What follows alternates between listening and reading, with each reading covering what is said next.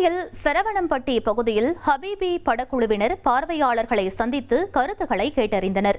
பின்னர் பேசிய இயக்குனர் மீரா கதிரவன் எதிர்பார்த்ததை விட அதிக வரவேற்பை மக்கள் வழங்கியிருப்பதாக மகிழ்ச்சி தெரிவித்தார்.